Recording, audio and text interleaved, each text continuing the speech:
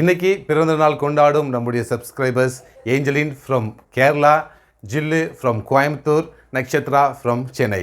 எல்லாத்துக்கும் எங்களுடைய birthday wishes. God bless you all. வணக்கம் நண்பர்களே, welcome to Peet's cooking Tamil channel. நான் உங்க Peter. Thought for the day: அன்பு தன்னை புகழாது இருமாப்பா இராது. இதோட ஷார்ட் மீனிங் என்னன்னா, உண்மையான அன்பு நம்மகிட்ட இருந்துச்சுன்னா நம்ம நம்மளை நாமே பெருமையாக பேச மாட்டோம். அப்படி பெருமையாக பேசும்போது மற்றவங்கள தாழ்த்துறதா தான் அர்த்தம். அதே மாதிரி உண்மையான அன்பு நம்மகிட்ட இருந்துச்சுன்னா நம்மளுக்குள்ள பெருமை இருக்காது, இருமாப்பான பெருமை இருக்காது. அதனால உண்மையான அன்பு இருந்துச்சுன்னா நம்மளை நாமே உயர்த்தி பேசக்கூடாது, பெருமையாகவும் இருக்கக்கூடாது. இன்றைக்கி நம்ம என்ன பார்க்க போகிறோம்னா, ஒரு அருமையான இட்லி பொடி எப்படி பண்ணுறதுன்னு பார்ப்போம். 9 இன்க்ரீடியன்ட் வச்சு நம்ம பண்ண போகிறோம். ஒரு அடிஷ்னலாக 2 இன்க்ரீடியன்ட் நம்ம சேர்க்க போகிறோம். இட்லி பொடியிலேயே நம்ம கொஞ்சம் குவான்டிட்டி கொள்ளும் எள்ளும் சேர்க்க போகிறோம். இது பார்த்திங்கன்னா ப்ரோட்டீன் கண்டென்ட் இதில் அதிகமாக இருக்கும். ஏன்னா நம்ம நிறைய பருப்பு வகைகள் சேர்க்குறோம்.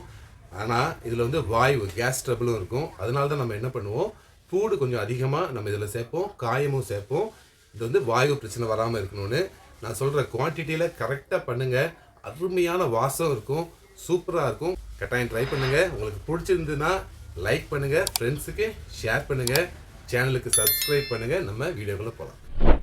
நம்ம இட்லி பொடிக்கு தேவையான இன்க்ரீடியன்ட் என்னென்னு பார்த்துருவோம். அதே மாதிரி குவான்டிட்டி எப்படின்னு பார்த்துருவோம். நான் எல்லா மெஷர்மெண்ட்டுமே ஒரு டேபிள் ஸ்பூனில் தான் எடுத்துருக்கிறேன். இந்த டேபிள் ஸ்பூன் தான், இந்த கணக்கில் தான் நான் எல்லாம் எடுத்துருக்கிறேன். என்னென்ன எவ்வளோன்னு குவான்டிட்டின்னு சொல்கிறேன். கரெக்டாக அதே அளவில் நீங்கள் ஆட் பண்ணுங்கள். உளுந்தம்பருப்பு, தொலிப்பருப்பு ஒரு 10 ஸ்பூன் அளவு எடுத்துருக்குறோம். ஒரு 5 ஸ்பூன் கடலைப்பருப்பு, 10 வத்தல், காயம் 1 டீஸ்பூன் காயம், ஒரு 10 வெள்ளைப்பூடு எடுத்து வச்சுருக்குறோம், 1 டீஸ்பூன் உப்பு, கொள்ளு 2 ஸ்பூன், எள்ளு 1 ஸ்பூன், கருவேப்பிலை ஒரு கைக்கொத்து கருவேப்பிலை. இன்றைக்கி நம்ம எல்லாத்தையும் வறுக்கிறதுக்கு ஒரு இரும்பு சட்டி எடுத்து வச்சுருக்குறோம். பற்ற வச்சாச்சு. கொஞ்சம் ஹீட் ஆகட்டும். ஹீட் ஆனதுக்கப்புறம் நம்ம ஒவ்வொரு பொருளாக சேர்த்து வறுத்துடலாம். நல்லா ஹீட் ஆகிடுச்சு. அடுப்பை சிம்மில் வச்சுருங்க. நம்ம ஹை ஃப்ளேமில் வச்சு வறுக்க வேண்டாம். இப்போ நம்ம எடுத்திருந்த ஃபஸ்ட்டு தொலி உளுந்தை சேர்த்துடலாம். 10 ஸ்பூன் தொலி உளுந்து எடுத்துருந்தோம். இது கூடவே 5 ஸ்பூன் கடலைப்பருப்பு எடுத்திருந்தோம், அதையும் சேர்த்துடலாம். அது கூடவே கொள்ளு நம்ம எடுத்திருந்தோம், 2 ஸ்பூன் எடுத்திருந்தோம். இந்த 2 ஸ்பூன் கொல்லையும் இதில் சேர்த்துடலாம். வத்தல் 10 வத்தல் எடுத்திருந்தோம், அந்த 10 வத்தலையும் சேர்த்துருவோம். கருவேப்பிலை அதையும் இதில் நம்ம சேர்த்துடலாம். இது எல்லாத்தையுமே நம்ம ஒன்றா சேர்த்துடலாம். எள்ளை மட்டும்தான் நம்ம தனியாக வறுக்கணும், ஏன்னா அது சீக்கிரம் இதாகிடும். இது எல்லாமே ஒரே டைமிங் தான் ஆகும். ஸோ இதை நம்ம சிம்லேயே வச்சுட்டு நல்லா ஒரு 5 நிமிஷம் நல்லா வறுக்கணும். எப்படி கண்டுபிடிச்சிடலான்னா, நம்ம உளுந்து இருக்குல்ல, உளுந்து நல்ல ஒரு லைட்டாக ஒரு ப்ரௌன் கலரில் வரும். அந்த டைமில் வறுபட்டுடுச்சுன்னு அர்த்தம். ஸோ இது எல்லாமே ஆனால் கைவிடாமல் வறுத்துட்டே இருங்க, அப்போ தான் நல்லாயிருக்கும். இல்லைனா கொஞ்சம் கசந்துடும், லைட்டாக கருகிடுச்சுன்னா. ஒரு 4 நிமிஷம் நம்ம வறுத்துருக்குறோம். நல்ல ஒரு வாசம், சூப்பர் வாசம் வந்துடுச்சு. நான் பார்த்தீங்கன்னா நல்லா இந்த உளுந்து பாருங்கள் கொஞ்சம் லைட்டாக ப்ரௌன் ஆகிடுச்சு, நல்லா வறுப்பட்டுடுச்சு. இப்போ இதை நம்ம ஒரு பிளேட்டுக்கு மாற்றி வச்சிடலாம்.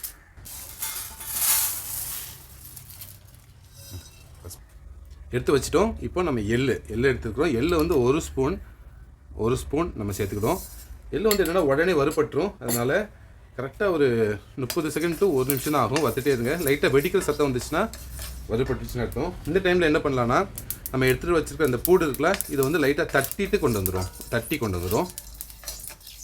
எள்ளு பாருங்கள் நல்லா பொரிய ஆரம்பிச்சிருச்சு, வெடிக்க ஆரம்பிக்குது. இதுனா எள்ளு ரெடி ஆகிடுச்சுன்னு அர்த்தம். எடுத்து நம்ம மாற்றி வச்சிடலாம். எள்ளு எடுத்துட்டோம். இப்போ நம்ம நல்லெண்ணெய் 1 ஸ்பூன் ஊற்றிக்கோங்க. இதில் நம்ம வெள்ளைப்பூடை வறுக்க போகிறோம். வெள்ளைப்பூடு நம்ம எடுத்த 10 பூடை இடிச்சிட்டு வந்திருக்கோம். இதில் சேர்த்துடலாம். நல்லா ஒரு ப்ரௌன் ஆகிற வரை நம்ம இதை வறுக்கணும். பாருங்கள், பூடு நல்ல ஒரு ப்ரௌன் ஆகிடுச்சு, நல்ல ஒரு வாசமும் வந்துடுச்சு. இன்னும் ஒரு 10 செகண்ட் மட்டும் வச்சுட்டு எடுத்துடலாம். ஏன்னா கொஞ்சம் அந்த மொறுன்னு ஆகணும். வாசம் நல்லா இருக்கும். இது போடும்போது நம்ம இட்லி பொடியோட வாசம் அருமையாக இருக்கும். பாருங்கள், நல்லா பொரிஞ்சிருச்சு. இப்போ நான் கேஸை ஆஃப் பண்ணிவிட்டு இந்த மாதிரி சைடில் எடுத்து வச்சுருங்க. ஏன்னா எண்ணெய் நம்ம யூஸ் பண்ண போகிறதில்ல. இப்படி சைடில் எடுத்து வச்சிட்டிங்கன்னா ஒரு நிமிஷம் நம்ம மற்றதெல்லாம் ஆறுற வரை இது இப்படியே இருந்துச்சுன்னா இதில் உள்ள எல்லா எண்ணெயும் அப்படியே நம்மளுக்கு வடிஞ்சிரும். அதுக்கப்புறம் நம்ம அரைக்கும் போது இதையும் சேர்த்துக்கலாம். நம்ம எல்லாத்தையுமே வறுத்து ஆற வச்சிட்டோம். நல்லா ஆறிடுச்சு. வெள்ளைப்பூடெலாம் எப்படி வறுத்துருக்குன்னு பார்த்தீங்கன்னா நல்ல ஒரு முறுன்னு வறுத்துருக்கோம். நம்ம கருவேப்பிலையும் பாருங்கள் நல்ல முறுமுறுன்னு எப்படி இருக்கணும். இப்போ இது எல்லாத்தையுமே நம்ம மிக்ஸி ஜாரில் போட்டு நல்லா அரைச்சிடலாம். நம்ம மிக்சியில் எல்லாத்தையும் மாற்றிட்டோம். இதில் நம்ம காயம், நம்ம எடுத்து வச்சுருந்த காயம் ஒரு டீஸ்பூன் அதை சேர்த்துடலாம். அது கூட உப்பும் ஒரு டீஸ்பூன் சேர்த்துக்கிட்டோம். அப்புறம் வேணும்னா நம்ம சேர்த்துக்கலாம். இதை நல்லா மிக்சியில் நல்லா மையா இல்லைனா பரப்பரன்னு உங்களுக்கு எந்த மாதிரி கன்சிஸ்டன்சியில் வேணுமோ அப்படி அரைச்சிக்கோங்க. நல்லா மையா வேணும்னா நல்லா அரைச்சிடுங்க, இல்லை கொஞ்சம் பரப்பரன்னு வேணும்னா பரப்பரன்னு அரைச்சிட்டு வந்துடுங்க.